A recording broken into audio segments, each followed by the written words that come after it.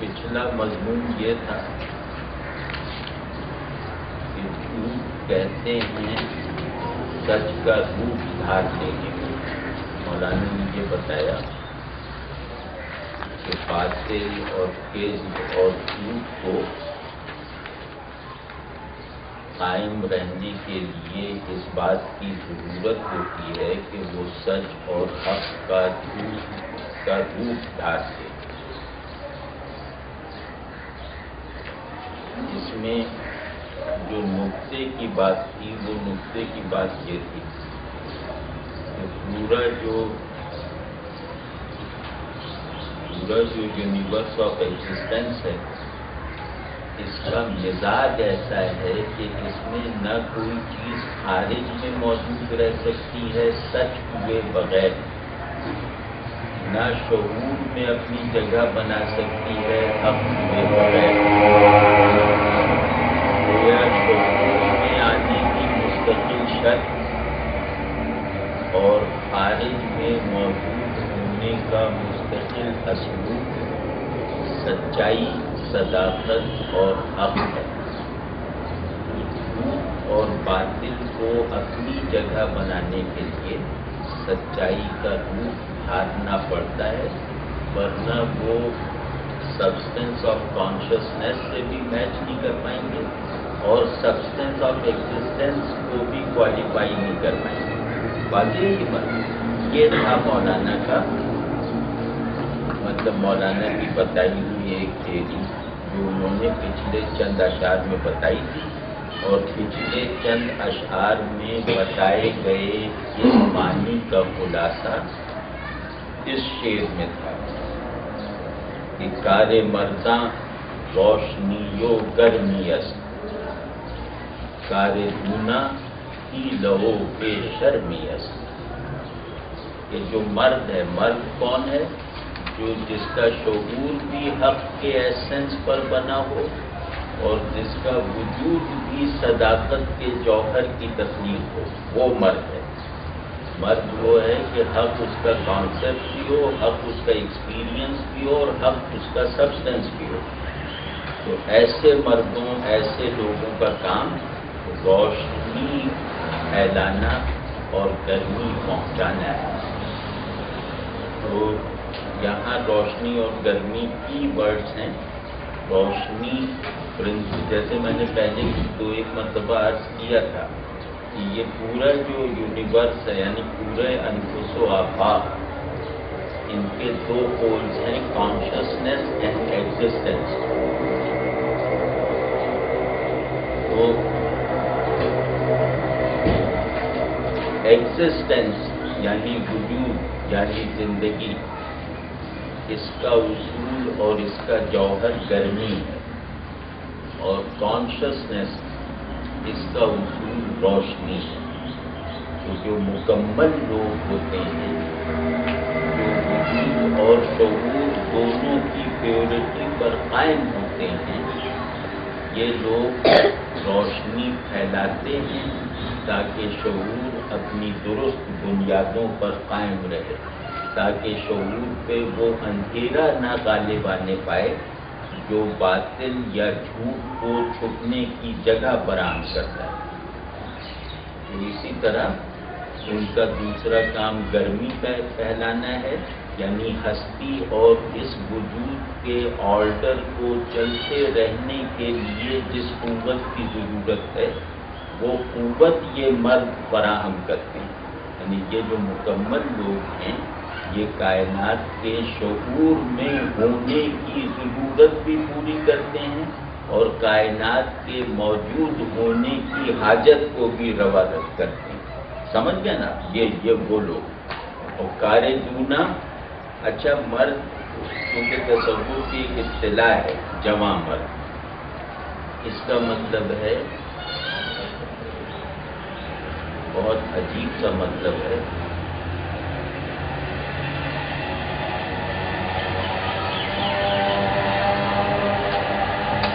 بعض فارمز ایسی ہوتی ہیں جو اپنے کانٹینٹس سے بڑی ہوتی ہے۔ آپ سمجھیں نا؟ تو مرد یا جمع مرد وہ فارم یا وہ ہستی ہے کہ وہ جس چیز سے بھی متعلق ہے اس کے پاس جو چیز بھی ہے وہ اس سے بڑا ہے۔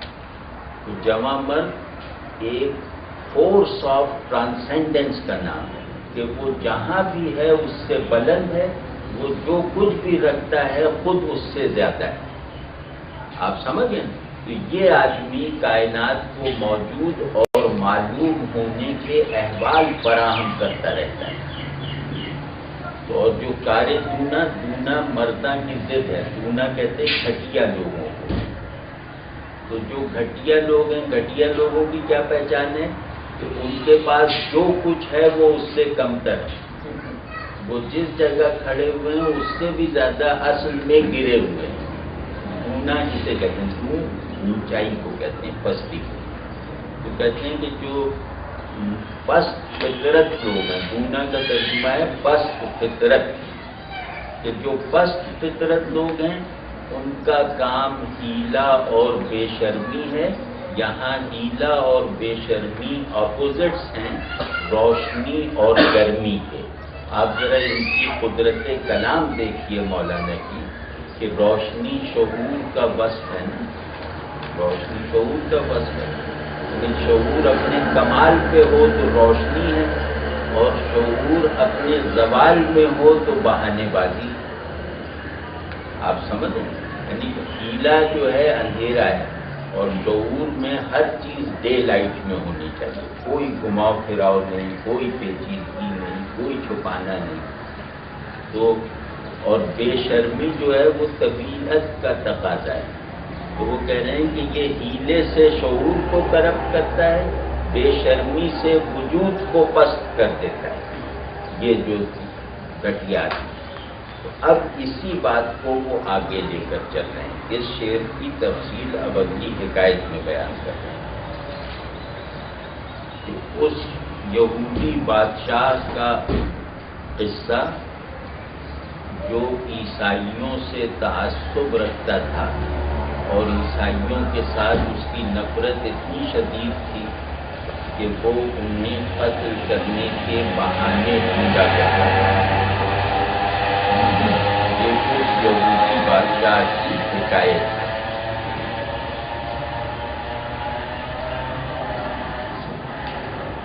بوت شاہ در جہوداں ظلم ساز، کہ یہودیوں میں ایک بادشاہ گزرا ہے جو بہت ظالم تھا۔ جہود یہود کی کا وہ ہے مفرس۔ یہودیوں میں ایک ظالم بادشاہ تھا جو عیسیٰ علیہ السلام کا دشمن تھا، اور عیسیٰ علیہ السلام کے ماننے والوں کو تباہ و برباد کرنے کے در پہ رہتا تھا۔ نصرانی گداز جو ہے یہ بالکل نئی ترکیب ہے، یہ شاید کہیں اور نہ ملے۔ نصرانی گداز کا مطلب ہے کہ عیسائیوں کو بالکل غائب کرنے کے در پہ رہتا تھا، مطلب بلا کر غائب کر دیا۔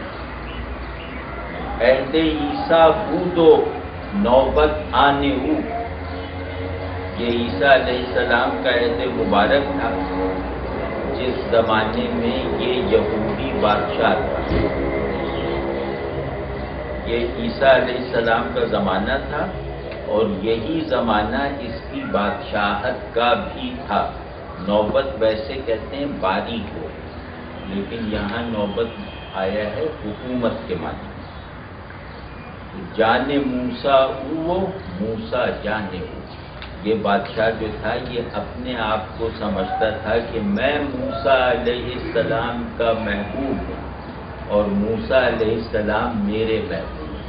مطلب یہ اپنے اس طور پر اس نے فرض کر رکھا تھا کہ کیونکہ میں نے موسیٰ علیہ السلام کو اپنا محبوب بنا رکھا ہے، لہذا اب موسیٰ علیہ السلام پر بھی لازم ہے کہ وہ مجھے محبوب سمجھتے ہوں۔ شاہ احول کر شاہ احول کرد در راہ خدا، ہاں تو دم سازے خدائی را جدا۔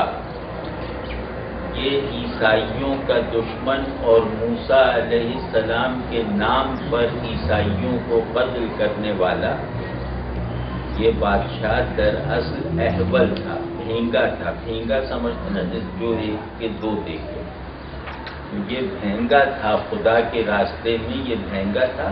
دنیا پہ تو حکومت کرتا تھا لیکن خدا کے راستے میں یہ بھینگا تھا، یہ ایک کو دو کر کے دیکھتا تھا، اور اس کو یہ معلوم ہی نہیں تھا کہ موسیٰ اور عیسیٰ علیہ السلام دونوں یکجان ہیں، ان میں کوئی فرق نہیں ہے، ان میں کوئی تنازع نہیں ہے، ان میں کوئی تصادم نہیں۔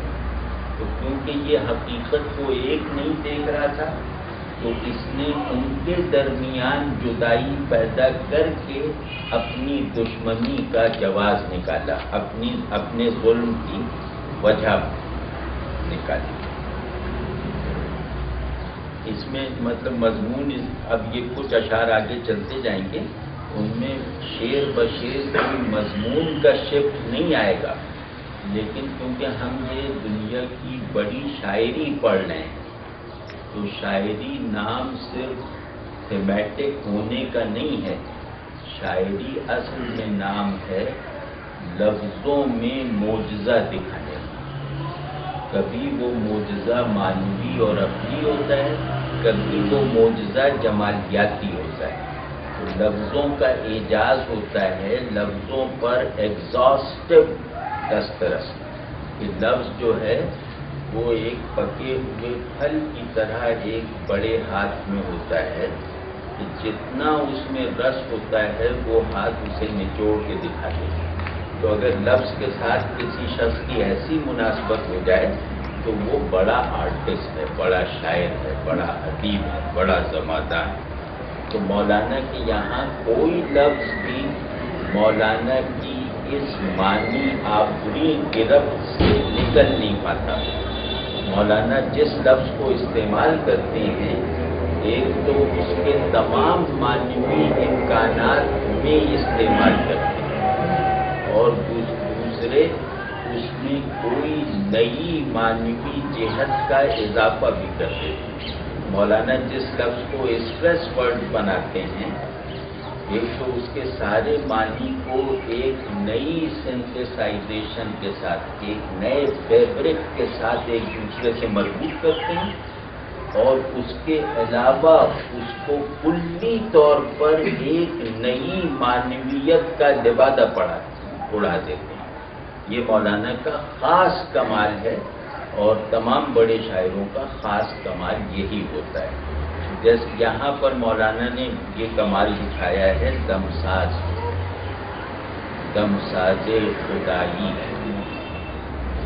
دمساز کہتے ہیں۔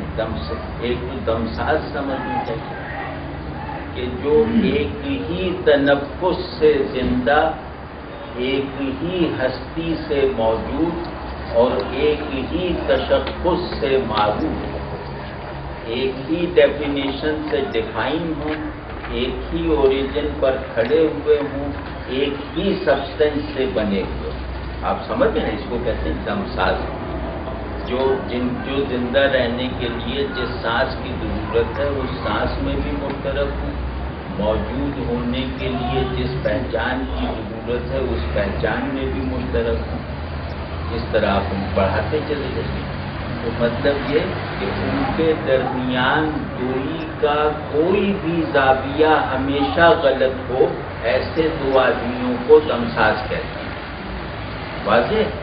تو خدائی، دمساز خدائی کہہ کے دمساز کے اس معنی میں ایک نئی جہت داخل کر دی کہ جنہیں اللہ نے جوڑ دیا تھا، یہ احول بادشاہ ان کو توڑ رہا تھا۔ آپ سمجھ رہے ہیں؟ گفت استاد احولے را، اب وہ احول کہہ دیا نا بادشاہ کو، بھینگا کہہ دیا، تو اب بھینگے کی ایک حکایت، ضمنی حکایت بیچ میں لا رہے ہیں کہ گفت استاد احولے را کندرا، استاد نے اپنے ایک بھینگے شاگرد سے کہا کہ ذرا ادھر تو آنا، رو بیروں آرز بساقاں شیشہ، ادھر آنا ذرا میرے گھر جاؤ اور وہاں کھلا جگہ بوتل رکھی ہوئی ہے شیشے کی، وہ اٹھا لاؤ۔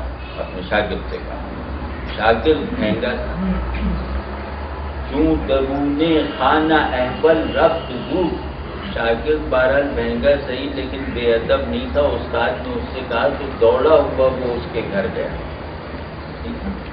کیوں درونے خانہ احول رفت دور، دور یعنی جلدی سے۔ استاد کا یہ سنتے ہی وہ جلدی سے طاق وغیرہ پہ گیا جہاں بوتل رکھی تھی، تو شیشہ پیشے چشمے ہوں دو مینم، تو بوتل اس کو دو نظر آئی، طاق پر اسے دو بوتلیں نظر آئی۔ گفت احول ذات و شیشہ تا کدام، پیش تو آرم بکن شرحش تمام۔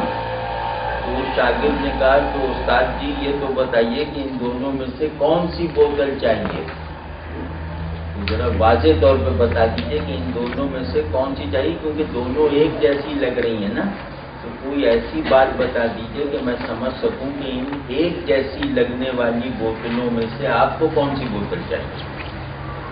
تو گفت استاد آن دو شیشہ نیست رو، استاد نے کہا کہ وہ دو بوتلیں نہیں ہیں، تو چل، یعنی کہ فضول باتیں نہ کر، وہ دو بوتلیں نہیں ہیں، ایک ہی بوتل ہے۔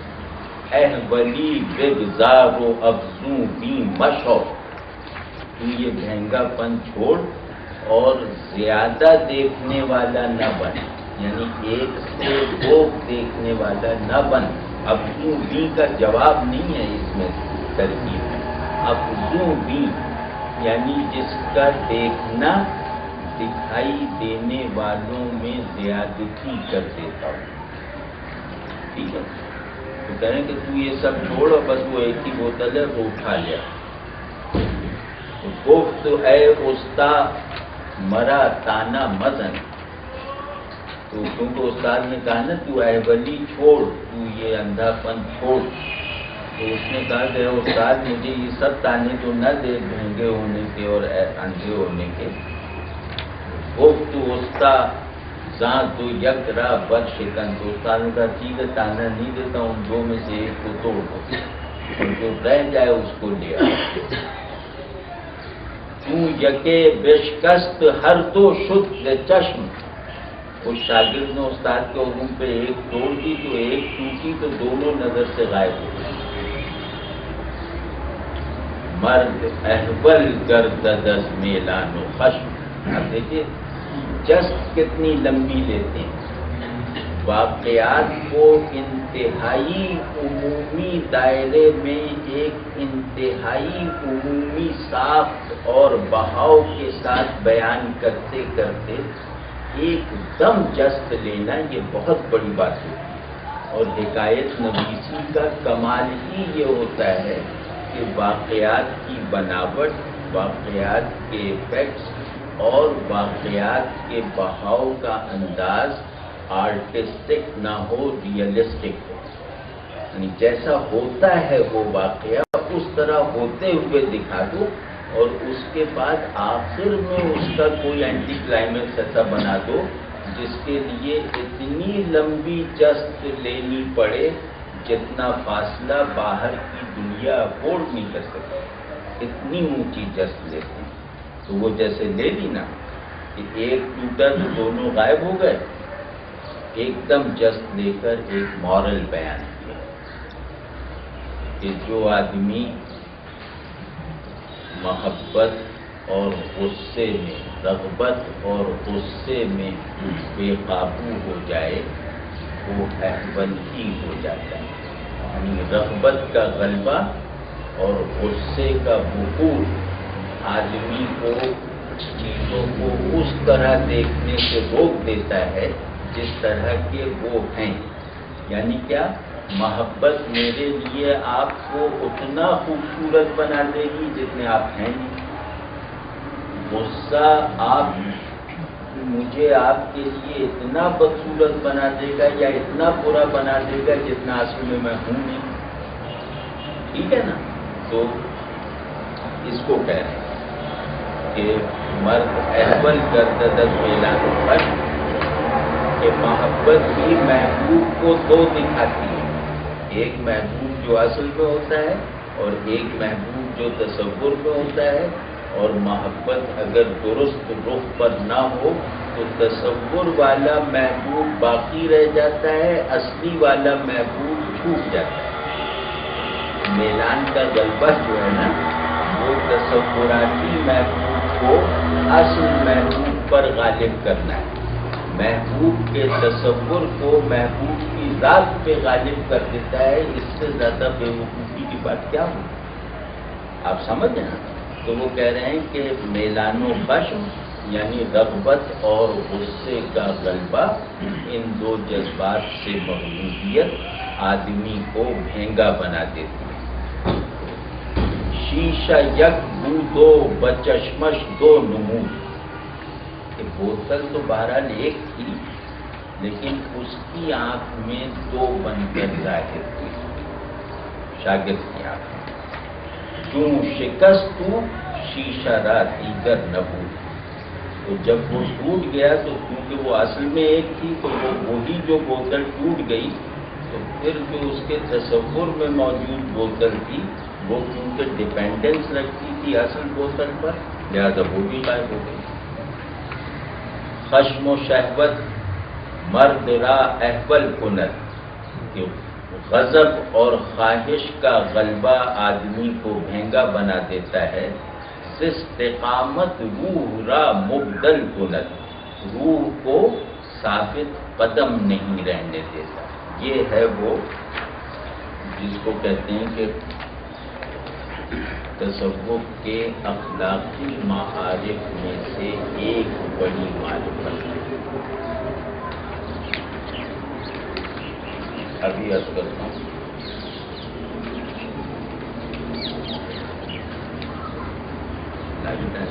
دیر ہے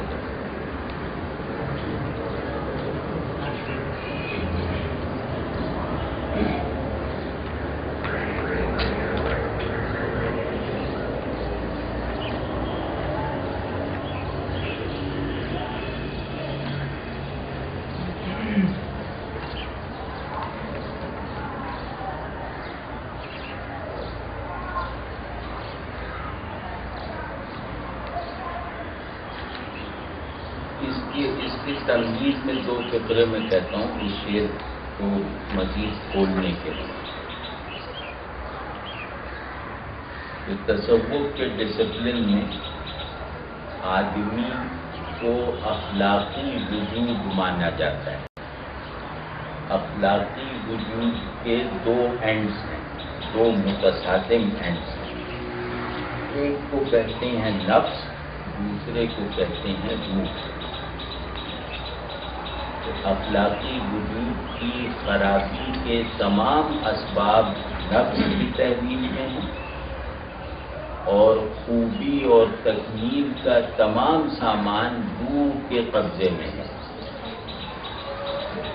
اس اخلاقی وجود میں اصل امتحان یہ ہے کہ یہ اپنے آپ کو نفس کے غلبے سے بچا کر روح سے وابستگی کے قابل بنائے.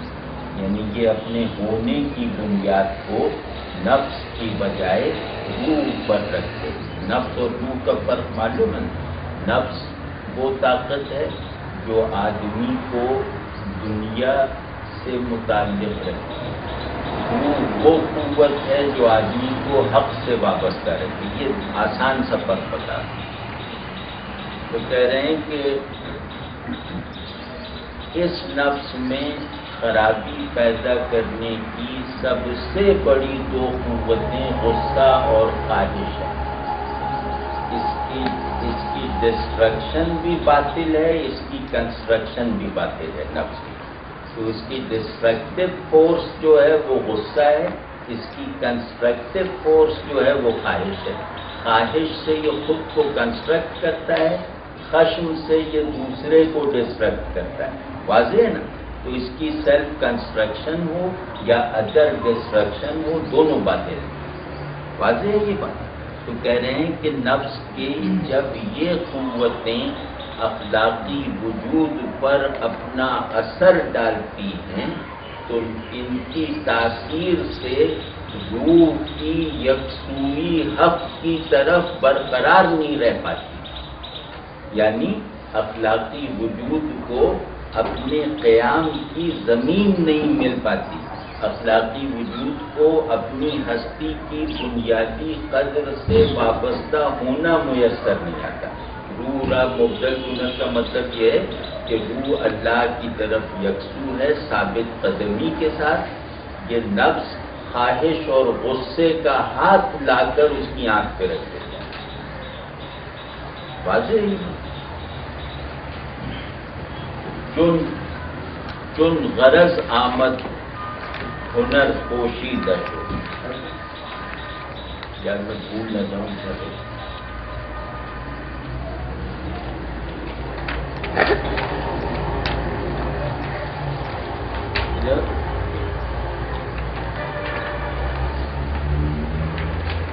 اب آپ مرشدانہ کمال دیکھیے، استادانہ کمال تو پیچھے دیکھا ہے، ایک مرشدانہ کمال بھی ہوتا ہے، وہ میں دیکھیے انہوں نے بتایا خشم اور شہوت، اور انہوں نے یہ جان لیا کہ غصے کے معنی بتانے کی ضرورت نہیں ہے، ضرورت ہے خواہش کے معنی بتانے کی۔ غصے میں معنوی تہیں نہیں ہوتی، خواہش میں معنوی تہیں بہت سی ہیں۔ انہوں نے خشم کو اوپر کے شعر میں بس چھوڑ دیا اور اب خواہش کی تفصیل کر رہے ہیں کہ خواہش کا اوریجن کیا ہے۔ خواہش کا اوریجن غرض ہے، غرض خواہش۔ آپ کہہ رہے ہیں چن غرض آمد ہنر پوشیدہ شد، کہ جیسے ہی غرض پیدا ہوئی، جیسے ہی خواہش نے سر ابھارا، ویسے ہی ہنر نے منہ ڈھانپ لیا۔ خواہش کے اظہار کے ساتھ ہی ہنر مخفی ہو جاتا ہے۔ اب ہنر میں بھی عرض کروں گا تو ہنر یہ کیا کس طرح کہ خواہش ظاہر ہوئی اور ہنر نے منہ چھپایا، اور صد حجاب بس دل بسوئے دیدہ شد، اور پردوں کی ایک قطار ہے جو متحرک ہو جاتی ہے دل سے آنکھ کی طرف، یعنی دل سے پردے اٹھتے ہیں اور آنکھ تک پہنچ کے نگاہ کو ڈھانپ لیتے ہیں، یعنی انسان دل سے لے کر آنکھ تک حجابات میں چلا جاتا ہے، یعنی آدمی حق سے بھی محجوب رہ جاتا ہے اور دنیا بھی اس سے اوجھل ہو جاتی ہے۔ کس بات سے؟ جیسے ہی یہ خواہش سے مغلوب ہوا، آپ دنیا کے آبجیکٹس کو اپنی خواہش کے مطابق سمجھنے کی کوشش کر کے دیکھ لیجئے، ان کے علم کا ہر دروازہ بند ہو جائے گا۔ آپ خدا کو اپنی خواہش پر ڈالنے کا ذرا سا ارادہ کر کے دکھائیے تو خدا اپنے پورے تعارف اور اپنی تمام تر ڈیفینیشن میں آپ کے شعور کی گرفت سے باہر ہو جائے گا۔ واضح نہیں یہ خواہش کا ہے کہ خواہش نہ صرف یہ کہ وجود کے سانچے کو توڑتی ہے بلکہ شعور کے اسٹرکچر کو بھی زنگ لگا دیتی ہے۔ واضح ہے یہ بات یا نہیں ہے واضح؟ تو اب یہاں ہنر یہ کہہ رہے ہیں علم کو۔ ہنر کا مطلب ہے درست علم جو اپنے آبجیکٹ میں اضافہ کرے۔ ہنر کہتے ہیں شعور کی اس گرفت کو جس گرفت کو کام میں لا کر شعور اپنے آبجیکٹس کو مکمل کر دیتا ہے۔ یہ دنیا اگر میرے شعور میں نہ آئے تو ناقص رہ جائے گی، سمجھ گئے نا؟ تو کہہ رہے ہیں کہ یہ ہنر، یہ شعور، یہ علم جو ہے جو چیزوں کی ویلیڈیٹی کو، جو چیزوں کی ریئلٹی کو اضافے کی جہت دیتا ہے، یہ خلاق علم، یہ کریٹو پرسیپشن، یہ رخصت ہو جاتی ہے اس وقت جیسے ہی میں چیزوں کو اپنی ادنا خواہشات کی تکمیل کے ذرائع فرض کر کے رک جاتی ہوں۔ یار آپ لوگوں کو شوق ہوتا ہے نا تو اس کو میں بہت کھول دیتا ہوں، اس کو ایک جہت سے میں کھولتا ہوں، مجھے شوق کی کمی نظر آتی تو رک جاتا ہوں۔ چیزیں جو ہیں وہ سگنیفائر کے علاوہ کچھ نہیں، دنیا کا ہر آبجیکٹ محض ایک پل ہے، دنیا کا ہر آبجیکٹ محض ایک سمبل ہے، دنیا کا ہر آبجیکٹ محض ایک انڈیکیٹر ہے، ٹھیک ہے؟ اب اس کی انڈیکیشن ٹورڈز نفس ہو تو اس سے خواہش پیدا ہو، اس کی انڈیکیشن ٹورڈز ریئلٹی ہو تو اس سے علم پیدا ہوگا۔ تو نفس جو ہے وہ شے کی جبری انڈیکیشن کو اپنی طرف کر دیتا ہے تو اس سے گراوٹ پیدا ہوتی ہے، اس سے خواہش پیدا ہوتی ہے، لیکن روح جو ہے وہ اپنے آبجیکٹ کی انڈیکیشن کا رخ اپنی طرف نہیں بلکہ حق کی طرف رکھتی ہے تو اس سے ایک سبلیمیشن پیدا ہوتی ہے۔ تو روح اپنے آبجیکٹ کو سبلائم بناتی ہے، نفس اپنے آبجیکٹ کو پروفین کر دیتا ہے۔ اب آپ سمجھے نا، علم کس چیز کا نام ہے؟ علم اس چیز کا نام ہے کہ میں چیزوں کو پروفین اینڈ پہ لے جاؤں، اس کا نام ہے، یا علم اس کا نام ہے کہ میں چیزوں کو سبلائم سبسٹنس فراہم کروں۔ تو یہ ہنر کیا ہے؟ آبجیکٹ، اپنے آبجیکٹ کو ڈیوائن یا سبلائم یا ریئل سبسٹنس فراہم کرنا، ان کی سمبولک فورس کو ان سے بڑے معانی میں صرف کر کے دکھانا، یہ علم کا کام ہے۔ اس کو میں کہہ رہا ہوں کریٹو نالج۔ ہنر کریٹو نالج ہے۔ ہنر کہتے کسے ہیں؟ فن کسے کہتے؟ ہنر کا مطلب کرافٹ، ٹھیک ہے نا؟ کرافٹ کا مطلب ہے مادہ اظہار کو بڑھانا، صلاحیت ظہور میں اضافہ کرنا۔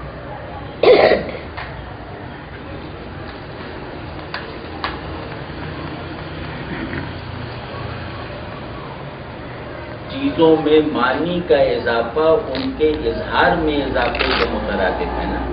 تو ایک علم ہوتا ہے جو اپنے معلوم کے معنی میں اضافہ کرتا ہے اور ان کے وجودی درجے میں رفعت پیدا کرتا ہے۔ اس علم کو مولانا فرما رہے ہیں ہنر۔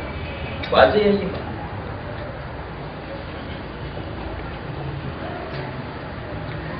چوں دہد قاضی بدل رشوت قرار۔ یار بالکل جان کی امان پا کے عرض کر رہا ہوں کہ دوسرے مصرے کو بھی ذرا ایک اور کھول دینا چاہیے۔ صد حجاب از دل بسوئے دی دشوت، یہ مصرا آپ روانی میں دیکھ رہے ہیں، چاہے زبان نہ آئے آہنگ تو کتنا اچھا ہے۔ صد حجاب از دل بسوئے دی دشوت، صد حجاب از دل بسوئے دی دشوت، اس کی آواز کتنی اچھی ہے۔ تو کہہ رہے ہیں کہ جیسے ہی ہنر پوشیدہ ہوا ویسے ہی دل پر پردہ پڑ گیا، کیونکہ ہنر چیزوں کی نظارگی میں اضافہ کرتی ہے چشم دل کی قوت سے، یعنی آرٹسٹ کے پاس دل کی آنکھ کی ایک قوت ہوتی ہے جو چیزوں کے اظہار کے ایسنس میں نمو پیدا کرتی ہے، جو چیزوں کو مزید خوبصورت اور مزید بامانی بناتی ہے۔ چیزیں اپنی فارم کی حد میں رہتے ہوئے اس معنویت اور اس حسن کو کنٹین نہیں کرتی جو آرٹسٹ کی نظر انہیں فراہم کر دیتی ہے۔ واضح ہے نا؟ تو اب کہہ رہے ہیں کہ یہ جو ہنر ہے یہ دل کی آنکھ کا کرشمہ ہے۔ تو جیسے ہی دل کی یہ ہنر پوشیدہ ہوتا ہے ویسے ہی دل کی آنکھ بند ہو جاتی ہے، اور دل کی آنکھ بند ہونے کا مطلب یہ ہے کہ اس کا وصول، اس کی شدت، اس کی پہنچ آنکھوں کی بینائی کو ایبسرڈ بنا دینے تک ہوتی ہے۔ دل کی آنکھ بند ہو جائے تو آنکھوں کا دیکھا ہوا لایانی اور ایبسرڈ ہے۔ اگر وہ رشوت لینے کا فیصلہ کر لے، یعنی نفس کی خواہش کے زیر اثر آ جائے، تو پھر وہ ظالم اور مظلوم میں تمیز کیسے کرے گا جو جج کا اصل کام ہے؟ تو شاہ از عقد جہو دانا چنا، تو یہ بادشاہ بھی قاضی ہی کی طرح یہودیت کے کینہ و بغض میں ایسا بھر گیا تھا، یہ یہودی تعصب کی لہر میں اتنی شدت سے بہہ گیا تھا، یہ عیسائیوں کے خلاف انتقام کے جذبات سے اس قدر مغلوب ہو چکا تھا کہ گشت احول کل اما یا رب اما، اتنا مغلوب ہو گیا تھا کہ یہ بھینگا ہو گیا تھا۔ اس نے موسیٰ اور عیسیٰ علیہ السلام کو الگ الگ دیکھنا شروع کر دیا، اور ایسا بھینگا ہونا اللہ کی پناہ، اللہ الاما یا رب اما، یعنی اللہ کی پناہ ہو، اللہ کی دہائی ہو، یعنی ہمارے بس میں اس بھینگے پن کو دور کرنا نہیں ہے۔ یہ اتنی بڑی خرابی ہے جس کو انسان اپنی صلاحیت سے ریپیئر نہیں کر سکتا، اس پر کہتے ہیں علما یا رب کہ یا اللہ آپ ہی بس رحم فرمائے۔ تو 100,000 مومن مظلوم کشت، اس بادشاہ نے لاکھوں مومنوں کو، مظلوموں کو مار ڈالا کہ پناہم دین موسیٰ راؤ کشت، محض اس غدرے پر، محض اس دعوے پر، محض اس نعرے پر کہ میں دین موسیٰ کا محافظ ہوں اور اسے قوت فراہم کرتا ہوں، میں دین موسیٰ کا محافظ اور حامی ہوں، یہ دعویٰ دے کر اس نے لاکھوں عیسائیوں کو قتل کر دیا، اس غلط فہمی کی بنیاد پر کہ عیسیٰ اور موسیٰ علیہ السلام گویا دو مختلف پیغام لائے تھے جن کی آپس میں جھگڑے اور لڑائی والی صورتحال تھی۔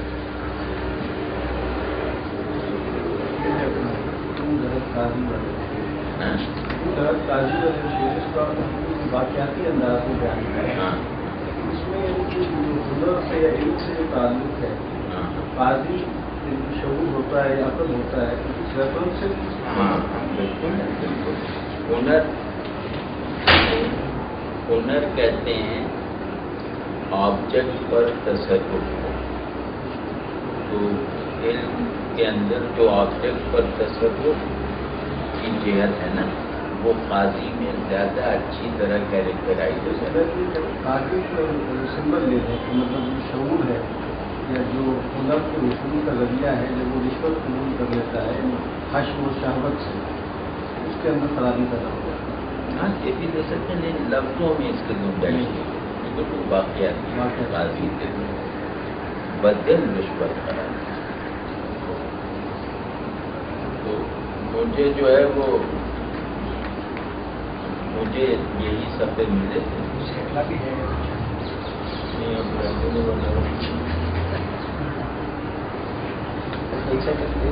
محمد جو ہے اسے کو بھی کہا جاتا ہے۔ اچھا، اس کو 2 شعر اور پڑھ دوں تاکہ اگلی مرتبہ آپ لوگوں کو یہ صفحہ لانے کی زحمت نہ کرنی پڑے گی۔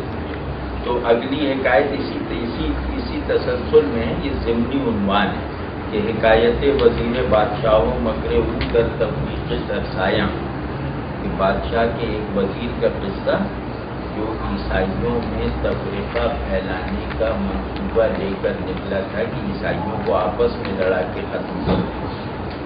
تو 2 شعر ہیں، بس اس کو ایڈ کر، اس میں کوئی وہ بات نہیں، ایسی گزر جائیں گے اس سے۔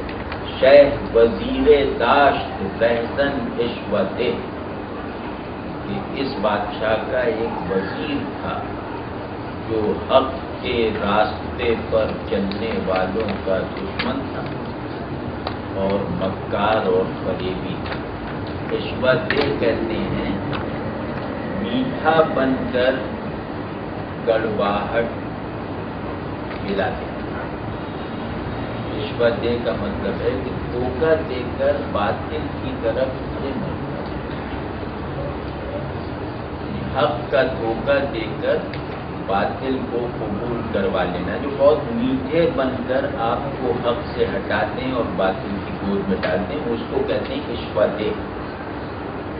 وہ برا بز مکر بر بستے گرے، وہ اتنا مکار تھا کہ پانی پہ گرا ڈال کے دکھا دیتا تھا، مطلب اس کی فریب کاری کی صلاحیت اتنی زیادہ تھی کہ وہ پانی پہ گرا ڈال کے، جیسے ٹھوس چیز میں گرا ڈال کے پانی پہ گرا ڈال کے دکھا دیتا تھا اور منوا لیتا تھا ہم سے کہ ہم نے دیکھا ہے پانی پہ گرا ڈالتے ہوئے ایک آدمی، ٹھیک ہے۔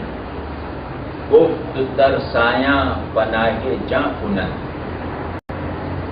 دین خود را از ملک پنہاں کنن،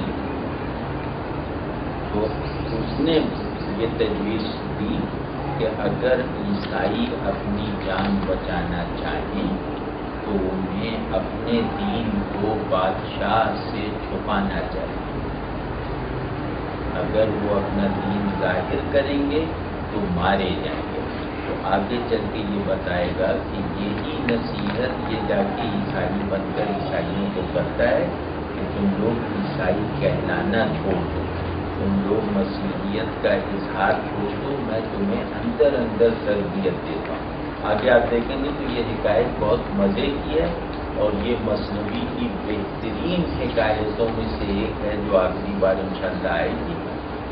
اس میں حکایت کا بالکل ایک نیا جھب مولانا نے اختیار کیا ہے۔